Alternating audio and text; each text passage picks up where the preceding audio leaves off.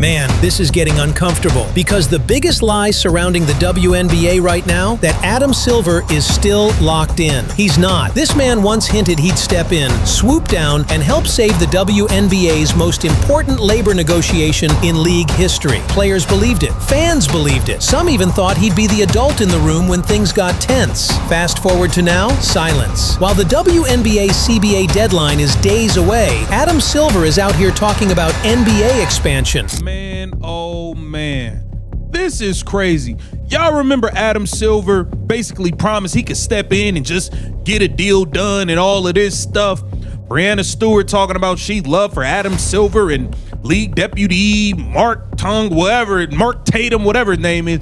We'd love for them to come in and get this deal done. Adam Silver is no longer concerned with the WNBA CBA, y'all. He don't even care anymore. They have caused so much headache, strife, and drama. Everything except the WNBA, and that should terrify you, because this isn't just about contracts anymore. This is about timing. This is about momentum. This is about Caitlin Clark, the biggest spotlight this league has ever seen, and whether the WNBA is actively fumbling its own golden goose. The players wanted leverage. They wanted pressure. They wanted power. And what they may have done instead is push the only person with real influence completely out of the room. Adam Silver, you let me down, man. I thought it would be you. I thought you would be the one to get a deal done for this 2026 WNBA season and knock this CBA deal out of the park and get it done. It seems Adam Silver's attention is elsewhere. And I said this when it first happened. When he first, a couple months ago, talking about, yeah, he'll step in if he needs to and yada, yada, yada. Then he got hit with all the gambling stuff and he's getting investigated and having to meet with senators, all this crazy stuff. I said, look, man. Welcome to Her Hoops, because we need to talk about why Adam Silver looks checked out and why this could be disastrous for the WNBA's future. Let's rewind for a second, because this didn't come out of nowhere. Months ago, the tone was completely different. WNBA players were openly signaling they didn't trust the league office to get this deal done. Names like Kathy Engelbert were catching heat, and behind the scenes, there was one name players kept floating as the potential savior: Adam Silver. Breanna Stewart, other veterans, they weren't subtle. Here it says, NBA Commissioner Adam Silver addresses expansion, cup future, and NBA in Europe. It says Commissioner Silver also touches on cup viewership increases, Chris Paul's future, and the WNBA talks. Adam Silver is not concerned with this stuff anymore. Here it says the NBA plans to make a decision regarding domestic expansion in the coming year. Commissioner Adam Silver said Tuesday, offering the most definitive timeline. The message was clear. Bring in the NBA muscle. Bring in the guy who knows how to close deals. And for a moment, Silver leaned into it. He hinted that he could step in if things stalled. He talked about alignment, about integration, about fairness. Then reality hit. The NBA got slammed with gambling controversies, congressional attention, Senate meetings, billions of dollars on the line. And suddenly, the WNBA CBA became background noise. You know what I'm saying? Here he said, I think Seattle and Las Vegas are two incredible cities. Obviously, we had a team in Seattle that had great success. We have a WNBA team here in Las Vegas in the Aces. I don't have any doubt that Las Vegas, despite all of the other major league teams there are here now, the other entertainment properties that this city could support an NBA team. He talked about the cup viewership. He revealed Amazon Prime's video pregame show for the NBA Cup final, that the title game of the tournament may move away from Las Vegas, among the sites under consideration. Now listen carefully to how his language changed. Before, I'll help get this done. Now, if they need me, I'm available. That's not leadership, that's distance. While the WNBA clock keeps ticking toward January 9th, Silver is front and center talking NBA Europe, expansion franchises, media rights, and global growth. All real, all massive, all moneymakers. Now you're saying, okay, if they need me, I'm around. Like, no, you said you was going, months ago, you said you was going to make sure the deal got done because it was clear they did not want to negotiate with Kathy Engelbert. You said you was gonna step in. Now you on some holla if you need me type stuff. I'm doing this over here, but if you need me, just give me a ring. Like, what are you talking about? We need you to come over here and get the damn deal done. What are you talking about? He says, I'm tracking things very closely, Silver said. We're integrated at the league office. I talk to the people who are at the negotiating table on it. Meanwhile, the WNBA? Talks are progressing. That's it. No urgency, no presence, no intervention.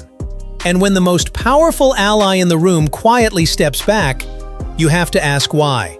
Here's where the mask fully slips. Look at what Adam Silver is actually spending his time on right now.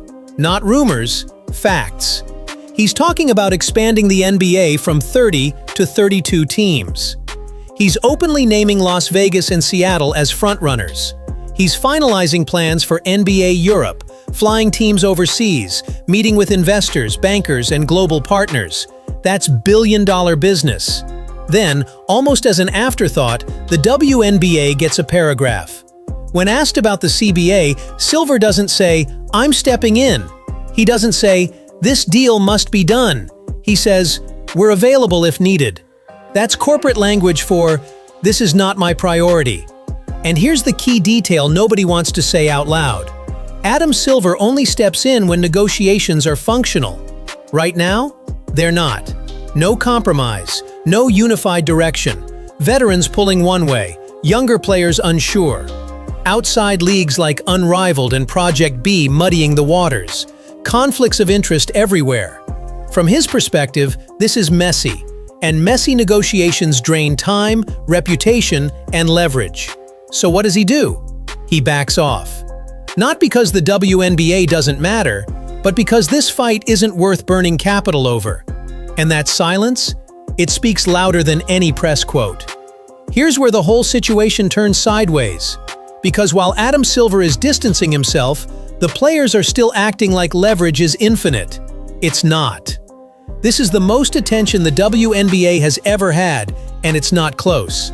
Ticket sales up, ratings up, jerseys flying off shelves, corporate interest finally paying attention. And at the center of all of it, Caitlin Clark. Not a union leader, not a veteran power broker, a rookie, saying the most rational thing anyone said this entire process. She didn't say players shouldn't get paid. She didn't say accept a bad deal. She said compromise matters because you still have to play basketball. That should have been common sense. Instead, she got quietly iced out of the conversation. Veterans brushed it off. Media twisted her words. And the union kept pushing harder, acting like momentum can't disappear overnight. But here's the contradiction. The WNBA wants to be treated like a major league, while negotiating like it has unlimited runway. Adam Silver sees the risk. He sees a league finally gaining traction and threatening to derail itself with internal warfare. So when he says, "Players deserve to be paid more," but follows it with, "Both sides must compromise," that's not neutral. That's a warning. And the fact that it's being ignored? That's exactly why he's stepping back. This is where the conversation gets uncomfortable, but necessary. Because this CBA fight isn't happening in a vacuum. There are conflicts of interest everywhere, and nobody wants to say it out loud. You've got WNBA players who are board members, equity holders, and promoters in outside leagues like Unrivaled and Project B. You've got stars with financial incentives tied to alternative products that directly benefit from instability inside the WNBA. That matters. From Adam Silver's perspective, this isn't just labor versus ownership. This is a negotiation where some of the loudest voices don't actually lose if the 2026 season gets delayed or disrupted. And then there's Caitlin Clark. She's 23. She just finished her second season. She's not a union power player. She's not chasing control. She's chasing basketball. She openly admits this stuff is confusing. Legal language, revenue splits, economic models. And instead of pretending she has all the answers, she says the one thing veterans won't. This moment can't be messed up. That's not weakness, that's awareness. But awareness doesn't win internal politics. Adam Silver sees a fractured union, mixed incentives, and zero appetite for compromise, and realizes something critical. If he steps in now, he becomes the villain. So he stays at arm's length, optimistic, available, detached. And that might be the most telling move of all. If this deal collapses or even drags out ugly, the damage won't show up immediately. It'll show up quietly. Sponsors hesitate.